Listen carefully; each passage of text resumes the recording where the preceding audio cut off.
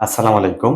Saudi আরবের সুনামধন্য company আল মাওরিদ কোম্পানিতে ডেলিগেটকৃত ইন্টারভিউয়ের মাধ্যমে কর্মী নিয়োগ চলছে ২টি ক্যাটাগরিতে ইন্ডো ক্লিনার ও ট্রলিম্যান।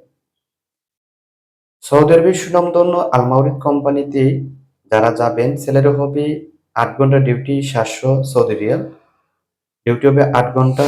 বয়স সীমা হতে হবে ২১ থেকে ৩৫ বছর পর্যন্ত। খাবার নিজের, টাকা আকামা, ইন্স্যুরেন্স সম্পূর্ণ কোম্পানি বহন করবে।